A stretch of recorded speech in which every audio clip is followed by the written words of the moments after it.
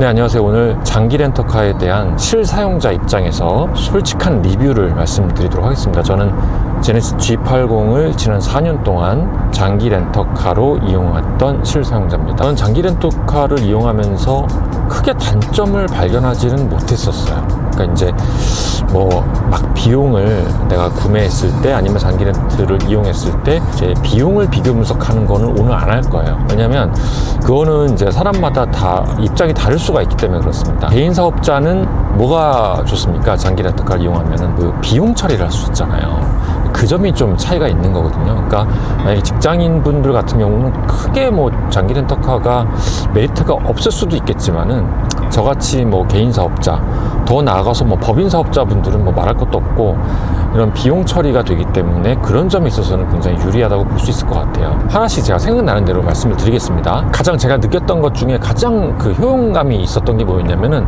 사고 났을 때 너무 좋은 것 같아요. 장기 렌터카를 이용하게 되면 대부분 다 회사마다 다를 수 있겠지만 저 같은 경우는 30만 원만 부담하면 되거든요. 여러분들도 왜 제주도 같은 데 가서 이제 그냥 단기 며칠짜리 렌트를 하게 되면 요즘에는 이렇게 보험 가입하는 옵션이 있잖아요. 보험 가입 안 할 수도 있고 30만 원 한도 내에서 책임 이렇게 하는 거 있지 않습니까? 이제 이 장기 렌터카도 마찬가지예요. 횟수에 상관없이 몇십 번을 사고를 내던 무조건 저는 30만 원만 부담하면 됩니다. 그게 굉장히 한번 그 효용감을 맛보니까 너무 기분이 좋은 건 아니고 어차피 사고 났으니까 근데 이제 너무 안심이 되는 거예요. 그냥 30만 원만 내고 끝. 그리고 이제 그렇게 되면 사고가 나게 되면 렌터카에서 이제 지정해준 그런 업체가 있어요. 이제 카센터 그런 업체가 몇 개가 있거든요. 거기에다 맡기면 그 사이에 또 대차도 해주고요. 대차도 공짜로 해주고. 그래서 그 사이에 또 그 렌트카를 또 몰면 되는 거고 수리가 완료되면 또 갖다 주기도 하고. 그래서 전혀 어려운 게 없었던 기억이 있어요. 담당자한테 물어보니까 횟수 제한이 없다고 하더라고요. 10번을 내건 그럴 리는 없겠지만 하여튼 그런 것들이 근데 이제 사고가 한번 당하고 나서 나중에 차를 몰더라도 그렇다고 해서 일부러 사고 내는 사람이 어디 있겠어요. 근데 이제 그런 거에 있어서 심리적으로 굉장히 안정감이 들더라고요. 왜냐면 제 소유의 차를 몰다 보면 항상 신경 쓰는 게 자차를 들어야 돼 말아야 돼. 그 다음에 사고 나면 수리비 얼마가 드네. 중요한 거는 다음 내년에 또 가입할 때 재가입할 때 할증이 또 되잖아요. 할증이 되면 요즘에도 한 3년 또 이렇게 지속이 되나요? 그런 것도 있고 여러 가지 복잡한 게 많은데 4년 만기가 돼가지고 저는 인수했거든요. 인수한 지 지금 한 2달쯤 됐는데 보험을 지금 4년 만에 가입했거든요. 100만 원 나오더라고요.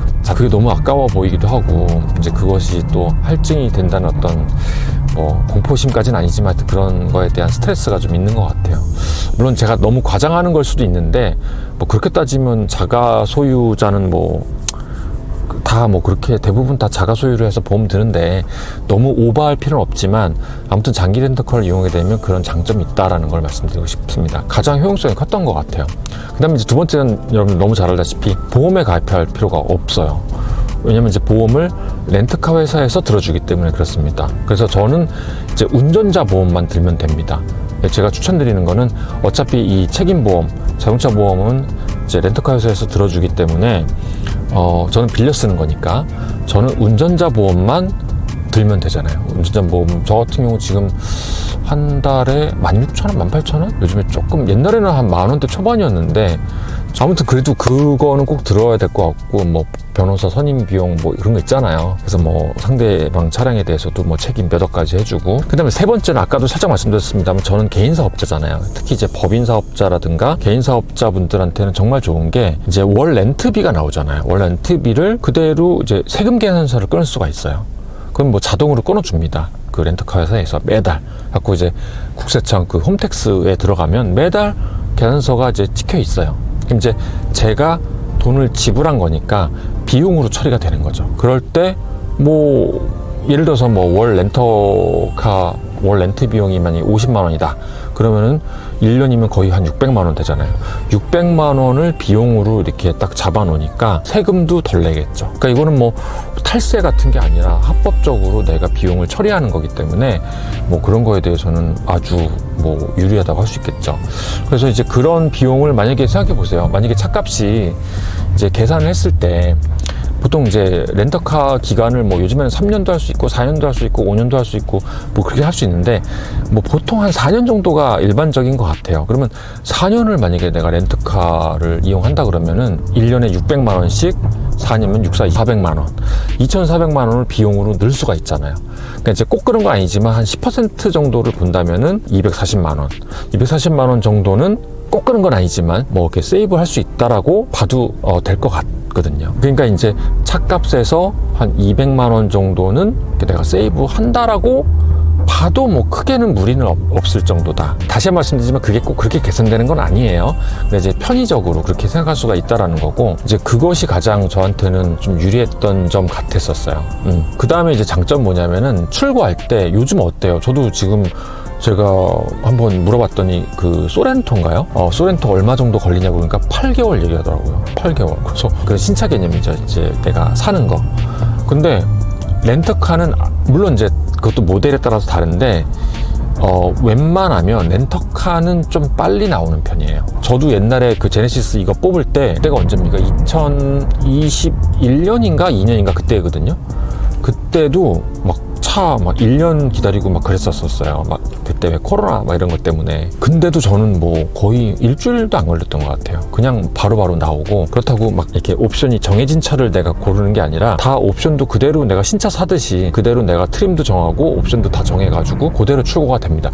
제가 볼 때는 이제 렌터카 쪽에 그 자동차 메이커 쪽에서 이렇게 아마도 이렇게 물량을 어느 정도는 이렇게 개런티를 하고서 이제 영업을 하시는 것 같더라고요. 어느 정도 이렇게 물량을 확보해 놓고 렌터카를 운영하다 보니까 그런 점에 있어서는 또 빨리 빼는 거. 8개월 정도 기다린다? 와, 계약을 해놓고서 8개월을 기다린다라는 게 뭐 요즘에는 당연한 게 됐지만 좀 그럴 수 있잖아요. 이제 그런 면에서는 또 렌터카가 유리한 점이라고 할 수 있을 것 같아요. 이거는 제가 이 말씀을 드릴까 말까 좀 했었는데 차값이 어마어마하게 올랐습니다. 그러니까 예를 들어서 저는 이 차를 지금 2021년쯤에 샀다고 그랬잖아요. 여기에 옵션을 넣은 게 드라이빙 어시스턴트인가요? 그거 하나 넣고 사운드, 렉시콘 사운드 정도 넣고 했기 때문에 옵션이 뭐 추가해서 한 400 정도 들었나? 그러니까 이 차값이 깡통이, 제가 G80인데 깡통이 그때 제 기억으로는 5,300인가 그랬고요.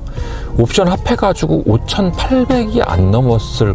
근데 이 차 아마 그 정도 동일한 옵션으로 아마 지금 사게 되면, 제가 뭐 꼼꼼하게 보진 않았습니다만 6천만 원 아마 후반일 수도 있고 모르겠습니다. 한번 제가 안 해봤는데 굉장히 차값이 많이 올랐습니다. 물론 이제 그만큼 또 좋아지는 것도 있지만, 그러니까 제가 이거를 4년 후에 인수받았잖아요. 그때 이제 렌트카는 뭐냐면 미리 그 잔존 가치를 정해줘요. 그러니까 그거는 뭐 바꿀 수가 없어요. 차값이 뭐 오르고 내리건 간에 그 계약을 할 때 딱 잔존 가치를 정해줍니다. 이거를 인수할 때 중고차 가격에 비해서 저렴하게 인수를 받았어요. 그래서 제가 계산을 해보니까 인수하고 바로 팔아도 몇백이 남더라고요. 막 엄청 남진 않고, 그래봤다 이제 또 취득세도 내고 그래야 되기 때문에, 사실 이것 빼고 저것 빼면은 또 보험도 가입해야 되고 뭐 그래야 되기 때문에 뭐 여러 가지 빠지는 게 있는데, 아무튼 뭐 그런 면에서는 좀 있는데, 그러면 이제 그게 차값이 올라와야지 그게 성립이 되는 거잖아요. 그래서 이제 앞으로도 글쎄요, 저는 개인적으로 근데 차값이 내려가지는 않을 것 같거든요. 물론 이제 중고차 가격은 또 다른 얘기일 수도 있는데, 뭐 그래 봐야 뭐 큰 건 아닌데, 아무튼 뭐 차값이 조금 오른다면은 그래도 뭐 거기에서 좀 유리한 점이 있지는 않을까라는 생각도 드는데, 이거는 제가 정확하진 않습니다. 또 렌터카 회사에서 또 그런 까지 다 고려해서 또 가격을, 잔존 가치를 또 정할 수도 있고 하니까, 그거는 뭐 아무튼 저는 그렇게 받았어요. 그 다음에 좋은 점은 뭐냐면은, 뭐 좋은 점은 아니고 그 신차의 그 혜택은 그대로 받아요. 그러니까 렌터카라고 해서 요즘에 뭐 현대차나 기아차도 그렇게 하고 있다는 걸로 알고 있는데, 이제 그 무상 그 유지보수 뭡니까? 메인터넌스가 되잖아요. 뭐 이를테면 저 같은 경우도 한 3년인가요? 4년 동안 그 엔진 오일, 또 뭐 미션 오일 뭐 이런 것들 다 공짜로 갈아줬거든요. 그게 다 포함되어 있어요, 서비스에. 이제 그런 것들이 포함되어 있는데 렌터카도 동일하게 그건 적용이 됩니다. 그래서 신차로 만약에 장기 렌터카를 뽑으시는 분들은 신차의 혜택들을 그대로 받아요. 그 다음에 제네시스에서 그 오일 갈아주는 거 말고도 또 있어요. 무슨 뭐 베네핏 같은 게 있거든요. 뭐 이를테면 뭐 호텔 숙박권을 뭐 이렇게 주는 게 있어요. 회원 같은 거. 회원 카드를 줘가지고 그 어떤 특정 호텔에 특급 호텔 몇 박의 숙박권을 주고 또 이제 왜 그 거기에 있는 레스토랑 같은 거 뭐 디스카운트 해주고 뭐 그런 카드가 있어요. 뭐 그런 것도 있고 여러 가지 혜택들이 있는데 그런 거 이제 고를 수가 있는데 저 같은 경우는 뭐 여행을 원래 워낙 좋아해서 호텔로 선택을 했거든요. 근데 그런 것들 다 또 동일하게 주어집니다. 그래서 렌터카 뭐 그건 렌터카의 혜택은 아닙니다만 렌터카라고 해서 뭐 그걸 안 주거나 그런 건 아니다. 그래서 이제 그런 점도 있고요. 그래서 제가 계산을 해보면 모르겠어요. 제가 아까도 처음에 말씀드렸다시피 오늘 내 소유로 뽑았을 때 하고 장기 렌터카 했을 때 그 뭐 비용 분석은 비교 분석은 제가 오늘 안 할 건데 어떤 사람은 그냥 뭐 자기 소유로 사는 게 더 낫다라는 사람도 있고 아니다 뭐 장기 렌터가 더 유리하다라는 사람도 있는데 금융 이자놀이잖아요. 결국에는 만약에 자기가 돈이 많아서 그냥 일시불로 사지 않는 한 다 신차를 살 때 뭐 할부로 산다거나 그 이제 또 이자를 다 내잖아요. 가장 좋은 거는 당연히 내가 돈이 많아서 그냥 뭐 5천만 원짜리 차 그냥 딱 현찰 주고 딱 사는 게 최고겠지만 일반적으로 사람들은 다 이제 뭐 월 할부로 이제 한다든가 아니면 일정 부분 내가 뭐 몇십 프로 내고 나머지 값에 대해서 뭐 할부를 한다든가 결국에는 할부가 좀 끼어 있는 편이잖아요. 그러니까 결국에는 그 이자나 렌터카에서 책정하는 그 이자나 뭐 비슷하지 않을까 생각이 들어요. 왜냐면 어느 쪽이 극단적으로 유리하다면 한쪽으로 쏠렸겠죠. 근데 뭐 어떤 사람 근데 그래서 이제 이거를 뭐 금융 이자를 막 비교 분석하는 거는 사실 제가 뭐 금융 전문가도 아니기 때문에 좀 어려운 일이지만 그냥 딱 하나 분명한 거는 그러니까 저처럼 사업자 개인 사업자라면 저는 장기 렌터카가 유리하다고 봐요. 왜냐하면 이제 아무래도 운행도 좀 많이 하잖아요. 저 같은 경우는 진짜 뭐 지방으로 출장 다니고 개인 사업자다 보니까 운행량이 많아요. 저는 거의 뭐 1년에 한 2만 킬로까지는 안 넘는데 한 17,000킬로 이렇게 되거든요. 그럴 경우에는 자기 소유일 경우에는 사실 계속 감가상각만 더 되는 건데 렌터카는 물론 이제 킬로수에 따라서 금액도 좀 달라지긴 합니다만 그 다음에 이제 아까 말씀드렸던 그 비용 처리가 된다는 거 그게 가장 크겠죠. 그래서 이제 내가 개인 사업자라면 그런 이유 등등으로 해가지고 장기 렌터카를 하는 게 전 유리하다고 보고 만약에 뭐 난 직장인이다 그래서 뭐 출퇴근 크게 뭐 엄청나게 막 다니는 게 아니다라고 싶으면 뭐 자기 소유로 사는 것도 나쁘지 않지 않나라는 생각도 들고요. 실사용자로서 지금까지 제가 느꼈던 점 말씀을 드렸습니다. 또 뭐가 없나? 장기 렌터카의 유리한 점. 안 좋았던 점은 크게 없었던 것 같아요. 저는 개인적으로. 저는 좀 이득을 많이 본 사람인 것 같고 딱 하나 있어요. 뭐냐면 콜센터에 전화를 해야 되잖아요. 근데 이제 일반적인 여러분들이 만약에 내 소유다 그러면은 보통 전화를 어디다가 하세요? 그럴 때는 보험회사에 하잖아요. 뭐 내가 삼성화재에 들었으면 삼성화재로 전화 걸잖아요. 그럼 삼성화재나 뭐 현대해상 뭐 여러 가지 이렇게 일반적으로 우리가 알고 있는 보험회사는 어떻습니까? 전화하면 즉시 받잖아요. 뭐 거의 뭐 신속하게 받잖아요. 근데 장기 렌터카 콜센터는 그 정도로 급하지는 않은 것 같아요. 그래서 저는 좀 불편했던 점이 몇 번 있었던 것 같아요. 아무래도 장기 렌터카는 이제 그 보험회사가 아니잖아요. 그러다 보니까 그렇게 긴급성이 느껴지지가 않았었어요. 그거는 단점입니다. 근데 그게 딱 한 번이었고 나머지는 다 받았었어요. 그래서 그게 한 번의 케이스라서 뭐 4년 동안 한 번이었으니까 뭐 그게 뭐 글쎄요 그게 그것 때문에 막 단점까지는 아니었었고 아무튼 그렇습니다. 근데 그건 하여튼 단점이라면 단점이라고 할 수 있겠습니다. 예. 솔직한 말씀이에요. 자, 아무튼 뭐 제가 장기 렌터카의 실사용자 입장에서 말씀을 드렸고요. 사실은 저는 지금 마지막으로 말씀드리자면은 지금 제가 이거 G80을 인수했다고 했잖아요. 지금 제가 제 소유입니다. 그래서 지금 보험도 들었고 했는데 와 보험료가 너무 비싸서요. 100만 원씩 내면은 지금 한 달에 거의 10만 원이잖아요. 뭐 8만 원 이 정도 되는데 그래가지고 저는 지금 사실은 장기 렌터카를 다시 알아보는 중이에요.